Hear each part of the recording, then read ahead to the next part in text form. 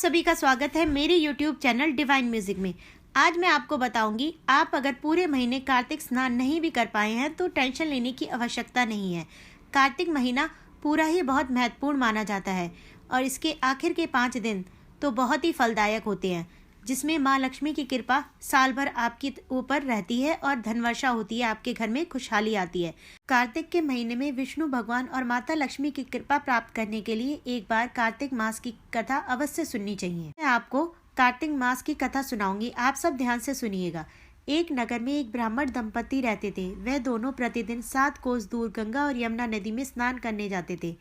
इतनी दूर आने जाने से ब्राह्मण की पत्नी थक जाती थी। एक दिन उसने अपने पति से कहा कि हमारे एक पुत्र होता तो कितना अच्छा रहता। पुत्र के बहू आती तो हमें घर वापस जाने पर खाना बना हुआ मिलता और बहू घर का काम भी कर देती। अपनी पत्नी की बात सुनकर ब्राह्मण ने कहा कि तूने तो बात तो सही कही है, चल मैं तेरे लिए बहू ला ही देता हूँ। ब्राह्मण ने कहा कि एक पोटली में आटा डालकर कुछ मोहरे रख दे। ब्राह्मण के कहे अनुसार उसने पोटली बांधकर दे दी। पोटली लेकर ब्राह्मण चला गया। ब्राह्मण सफर के दौरान यमुना के किनारे बहुत ही सुंदर लड़कियां दिखाई दी। वे रेत में घर बनाकर खेल रही थीं। उनमें से एक लड़की ने कहा कि मैं अपना घर नहीं बिगाड़ूंगी, मुझे तो रहने के लिए ये घर चाहिए। लड़की की बात सुनकर ब्राह्मण मन ही मन सोचने लगा कि बहू बनाने के लिए यही लड़की उचित रहेगी। जब वह लड़की जाने लगी तो ब्राह्मण भी उसके पीछे पीछे उसके घर तक चला गया। वहां जाकर ब्राह्मण ने उस लड़की से कहा, बेटी कार्तिक मास चल रहा है, इसलिए मैं किसी के घर खाना नहीं खाता। मैं अपने साथ आटा लेकर आया हूँ। तुम अपनी माता से पूछो क्या वह मेरे लिए आटा छानकर 4 रोटी बना देगी। यदि वह मेरा आटा छानकर रोटी बनाएगी तो मैं ही रोटी खा लूँगा। लड़की ने जाकर अपनी माँ को ये सारी बात बताई। माँ ने कहा उचित है, जाकर ब्राह्मण देव से कह दो कि वह अपना आटा दे दें, मैं रोटी बना दूंगी। जब वह आटा छानने लगी तो आटे में से मोहरें निकली। वह सोचने लगी, जिसके आटे में इतनी मोहरें हैं उसके घर में कितनी मोहरें होंगी। जब ब्राह्मण खाना खाने बैठा तो लड़की की माँ ने उस ब्राह्मण से पूछा, क्या आपका कोई लड़का है और क्या आप उस लड़के की सगाई करने जा रहे हो। यह सुनकर ब्राह्मण ने कहा कि मेरा लड़का तो काशी में पढ़ने गया हुआ है, लेकिन यदि तुम कहो तो खांड कटोरे से विवाह करके तेरी बेटी को अपने साथ ले जाऊं। लड़की की माँ ने कहा ठीक है ब्राह्मण देव। इस पर लड़की की माँ ने लड़की की खांड कटोरे से शादी करके ब्राह्मण के साथ भेज दिया। ब्राह्मण ने घर आकर कहा, रामू की माँ दरवाजा खोलकर देख, मैं तेरे लिए बहू लेकर आया हूँ। ब्राह्मण की पत्नी भीतर से ही बोली, हमारे तो कोई बेटा बेटी नहीं है, तो कहाँ से बहू ले आए। दुनिया ताने मारती थी, अब आप भी मारने लगे। ब्राह्मण ने कहा, तू दरवाजा खोल कर तो देख। जब ब्राह्मणी ने दरवाजा खोला तो सामने बहू को खड़ी देखा। उसने बहू का स्वागत किया और आदर सत्कार से अंदर ले गई। अब जब ब्राह्मण अपनी पत्नी के साथ नदी स्नान करने जाता तो पीछे से बहू घर का सारा काम करके और खाना बनाकर रखती थी। वह उनके कपड़े धोती और रात को हाथ पैर भी दबाती थी। इस तरह बहुत दिन बीत गए। ब्राह्मणी ने अपनी बहू से कहा कि बहू, कभी भी चूल्हे की आग मत बुझने देना और मटके को पानी खत्म मत होने देना। परंतु एक दिन चूल्हे की आग बुझ गई। यह देखकर बहू घबरा गई और भागी भागी अपनी पड़ोसन के पास गई और कहा कि मेरे चूल्हे की आग बुझ गई है, मुझे थोड़ी आग चाहिए। मेरे सास ससुर सुबह 5 बजे से गए हुए हैं, वह थके हुए घर आएंगे, इसलिए मुझे उनके लिए खाना बनाना है। यह सुनकर पड़ोसन ने कहा कि तू तो बावली है, तुझे ये दोनों मिलकर पागल बना रहे हैं, इनके कोई पुत्र नहीं है, ये निसंतान है। बहू ने कहा, नहीं ऐसा मत बोलो, इनका बेटा तो बनारस काशी में पढ़ने गया हुआ है।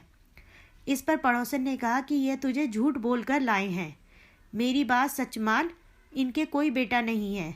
अब बहू पड़ोसन की बातों में आ गई और कहने लगी, अब आप ही बताओ मैं क्या करूं। पड़ोसन ने कहा कि करना क्या है, जब तुम्हारे सास ससुर आए तो जली हुई रोटियां बनाकर देना और बिना नमक की दाल बनाकर देना, खीर की कड़छी दाल में और दाल की कड़छी खीर में डाल देना। पड़ोसन ने उसे अच्छे से सिखा पढ़ा दिया। फिर जब उसके सास ससुर घर आए तो उसने ना तो उनका आदर सत्कार ही किया, ना उनके कपड़े धोए। जब उसने सास ससुर को खाना दिया तो सास बोली, बहू आज ये रोटियां जली हुई क्यों हैं, दाल भी अलोनी है। तब बहू ने पलट कर कहा कि एक दिन ऐसा खाना खा लोगे तो कुछ बिगड़ नहीं जाएगा तुम्हारा। सास ससुर को खरी खोटी सुनाकर वह फिर से पड़ोसन के पास गई और बोली, अब आगे क्या करना है? पड़ोसन ने कहा कि अब तुम 7 कोठों की चाबी मांग लेना। अगले दिन जब भी स्नान करने के लिए जाने लगे तो बहू अड़ गई, मुझे तो 7 कोठों की चाबी चाहिए। तब ससुर ने कहा कि इसे चाबी दे दो। तब सास ने बहू को चाबी दे दी। सास ससुर के जाने के बाद जब बहू ने दरवाजे खोले तो देखा कि किसी में अन्न भरा है, किसी में धन भरा है और किसी कोठे में बर्तन पड़े हैं। जब उसने सबसे ऊपर का 7वां कोठा खोला तो देखा कि शिव जी, पार्वती माता, गणेश जी, लक्ष्मी माता जी, पीपल, पथवारी, कार्तिक के ठाकुर, राई, दामोदर, तुलसी जी का बिड़वा, गंगा, यमुना और 33 कोटि देवी देवता विराजमान है। वहीं एक लड़का चंदन की चौकी पर बैठा माला जप रहा है। यह सब देखकर उसने लड़के से पूछा कि तुम कौन हो? तब लड़का बोला, मैं तेरा पति हूँ, अभी दरवाज़ा बंद कर दे, जब मेरे माता पिता आएंगे तब दरवाज़ा खोलना। यह सब देखकर बहू बहुत खुश हुई और 16 श्रृंगार कर सुंदर वस्त्र पहनकर अपने सास ससुर का इंतज़ार करने लगी। उसने अपने सास ससुर के लिए अच्छे अच्छे पकवान बनाए। जब उसके सास ससुर घर पर आए तो उसने उनका बहुत ही आदर सत्कार किया, प्रेम पूर्वक खाना खिलाया और हाथ पैर दबाने लगी। पैर दबाते दबाते बहू ने कहा कि माँ, आप इतनी दूर गंगा यमुना स्नान करने के लिए जाती हो तो आप थक जाती हो, इसलिए आप घर पर ही स्नान क्यों नहीं करती हो? यह सुनकर सास कहने लगी कि बेटी, गंगा यमुना घर पर तो नहीं बहती। तब उसने कहा, हाँ माँ जी, बहती हैं, चलो मैं आपको दिखाती हूँ। जब बहू ने 7वां कोठा खोल कर दिखाया तो उसमें शिव जी, पार्वती जी, गणेश जी, लक्ष्मी जी, पीपल, पथवारी, कार्तिक के ठाकुर, राई, दामोदर, तुलसी जी का बिड़वा, गंगा यमुना बह रही हैं और 33 कोटि देवी देवता विराजमान है। वहीं चौकी पर बैठा एक लड़का माला जप रहा है। माँ ने उसे देखकर कहा कि बेटा, तू कौन है? लड़का बोला, माँ, मैं तो तेरा बेटा हूँ। तब ब्राह्मणी ने पूछा कि तू कहाँ से आया है? लड़के ने जवाब दिया कि मुझे कार्तिकेय ने भेजा है। माँ ने कहा, बेटा, ये संसार कैसे मानेगा कि तू मेरा बेटा है? माँ ने कुछ विद्वान पंडितों से मदद मांगी। पंडितों ने कहा, इस पार बहू बेटा खड़े हो जाए और उस पार माँ खड़ी हो जाए। माँ ने चमड़े की अंगियाँ पहनी हो और छाती में से दूध की धार निकलकर बेटे की दाढ़ी मूछ भीगे और पवन पानी से गठजोड़ा बंधे, तब मानेंगे कि यह इसकी माँ है और ये इसी माँ का बेटा है। उसने ऐसा ही किया।